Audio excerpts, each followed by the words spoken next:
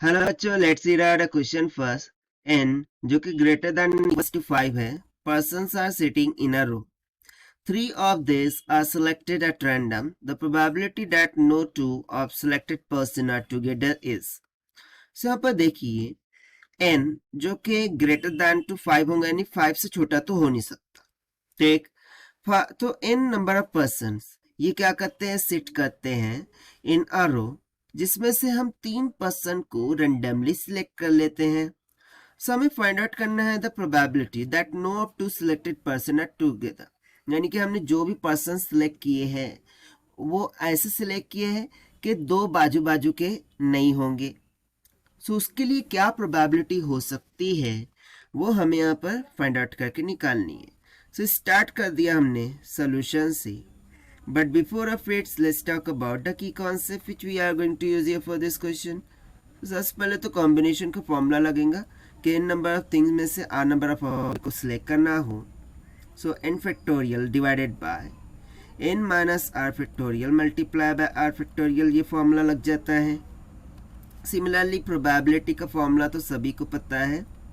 जो भी favourable outcomes होंगे वो divided by the total outcomes. तो बस इन्हीं फॉर्मूलाज का हमें यहाँ पर यूज कर लेना है.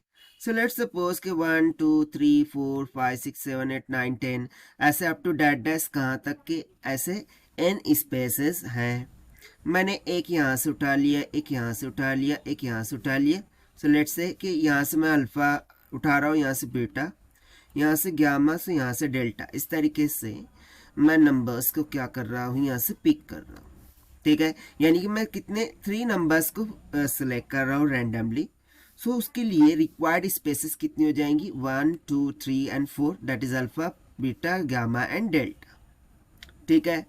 सो इस केस के अकॉर्डिंग हम बोल सकते हैं ना कि जो टोटल नंबर ऑफ वेज है that would be equals to n में से मैंने 3 को सिलेक्ट किया, NC3. अब जैसे मैंने सिलेक्ट किया 3 को, सो उसके लिए रिक्वायर्ड स्पेसेस कितनी है, 4. अब वो मैंने यहाँ पर बता रखा है अल्फा प्लस बीटा प्लस में गामा प्लस डेल्टा से. सो ये किसके इक्वल होगा, सो n माइनस का 3 से, यानी कि टोटल n है. ये टोटल कितने हैं n, उसमें से मैंने 3 को निकाल लिया. ठीक, तो बचा क्या, अल्फा बीटा गामा और डेल्टा. सिंपल. ठीक है. सो वही मैंने लिखा alpha plus beta plus gamma plus delta equals to n minus का 3. बट इसके लिए एक कंडीशन होगी कि beta should be greater than equals to 1 and gamma should be greater than equals to 1 होना चाहिए. अब यदि मैं b का कॉम्प्लीमेंट देखूँ, दैट इज b डैश. ठीक. सो मैं बोल सकता हूँ ना कि b dash plus 1 this should be equals to b, जहाँ पर b dash should be greater than equals to 0 होगा. Similarly gamma will be equals to gamma dash plus 1, जहाँ पर गामा डैश का value greater than equals to 0 होना चाहिए. So according to अब equation हम क्या लिख सकते हैं, अल्फा प्लस में बीटा डैश प्लस में गामा डैश प्लस में delta, this is equals to क्या हो जाएगा. सो एक्चुअली मैं यहाँ से एक काम करते हैं, हम बीटा और गामा की वैल्यू रखते हैं. सो बीटा का वैल्यू क्या है, बीटा डैश प्लस 1 प्लस में गामा का वैल्यू क्या है, gamma dash plus 1 delta, this is equals to n minus का 3. सो ये 1 प्लस 1 2 होता जाएगा, उधर जाके माइनस का 2. सो अल्फा प्लस में बीटा डैश प्लस में गामा डैश प्लस में delta, this will be equals to n minus का 5 हो जाएगा. सो इसके अकॉर्डिंग यदि मैं जो टोटल नंबर ऑफ वेज है उसको निकालू, so that will be equals to कितना हो जाएगा, n माइनस का 5. ठीक है. प्लस में 4 माइनस का 1, c ऑफ 4 माइनस का 1. अच्छा, अब ये हमने कहाँ से लिख दिया भाई. सो देखिए हमारा एक फॉर्मूला होता था n माइनस में r माइनस 1. ठीक है, n plus okay sorry n plus r minus 1 C of r minus का 1, ठीक है ना। सो हमने ऑलरेडी एक को तो सिलेक्ट कर लिया है, बाकी जो रिमेनिंग है वो 4 है।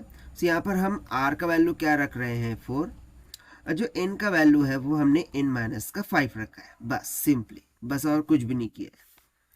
सो इसके अकॉर्डिंग हम बोल सकते हैं ना, ओके इसको मैं सिंप्लीफाई कर देता हूँ ना। सो सिंप्लीफाई करेंगे, माइनस का 5 माइनस का 6 यानी कि एन माइनस का 2 हो जाएगा, और सी 4 माइनस 1 कितना हो जाएगा 3 के इक्वल। अब हम इसको करते हैं थोड़ा सिंप्लीफाई। सो देखिए यहाँ से जो रिक्वायर्ड प्रोबेबिलिटी होंगी that would be equals to favourable outcomes N minus का 2c3 divided by total outcomes that is nc3। So this is equals to, formula लगा देंगे। सो n माइनस में 2 factorial divided by n minus of 2 minus of 3 factorial multiply by 3 factorial, ठीक है, और divided by बाकी फिर nc3 का। सो nc3 के लिए n factorial divided by n minus of 3 factorial multiply by 3 factorial. 3 factorial से 3 फैक्टोरियल हो गया कैंसल। इसको करते हैं हम थोड़ा सिंप्लीफाई। सो नियर अबाउट किसके इक्वल निकल के आएगा, n माइनस का 2 factorial divided by n minus का 5 फैक्टोरियल हो जाएगा, ये तो n माइनस में 5 factorial multiply by n minus का 3 फैक्टोरियल, ये ऊपर चले जाएगा और डिनोमिनेटर में n factorial as it is रहेगा। अब इसको हम और फर्दर सिंप्लीफाई करते हैं। सो देखिए n माइनस का 2 factorial as it is multiply by n minus के 3 फैक्टोरियल को मैं n माइनस का 3 n माइनस का 4 and then finally n minus का 5 फैक्टोरियल लिख सकता हूँ, डिवाइडेड बाय यहाँ पर n माइनस का 5 फैक्टोरियल को हम एज इट इज रखते हैं ताकि हम कैंसिल आउट कर सके, मल्टीप्लाई बाय n फैक्टोरियल को मैं n माइनस का 1 देन n माइनस का 2 फैक्टोरियल लिख सकता हूँ। सो n minus 2 factorial n minus 2 factorial cancel, n minus 5 factorial n minus 5 factorial cancel हो गया। सो क्या बच जाएगा, simply n minus of 3 into में n माइनस का 4 डिवाइडेड बाय n माइनस का 1। और देखिए यही हो जाएगा हमारा final required answer for this question जो कि हमसे पूछा गया था, which we have found by using the concept of probability and combinations. So now let us take the option. So option C will become correct.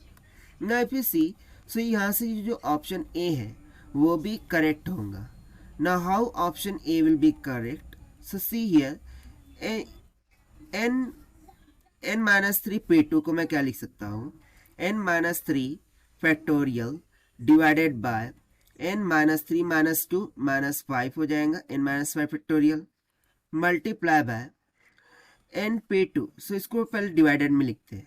सो देखिए ये हो जाएगा n factorial divided by n minus में 2 factorial. सो यहाँ से देखिए इसको हम और भी किस तरीके से लिख सकते हैं, this can also be written as n minus 3 factorial right divided by n minus में 5 factorial multiply by n minus के 2 factorial divided by n factorial, ठीक है।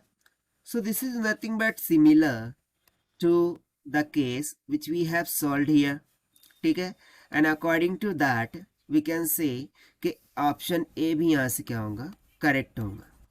सो option A and option C both will become the correct answers for this question.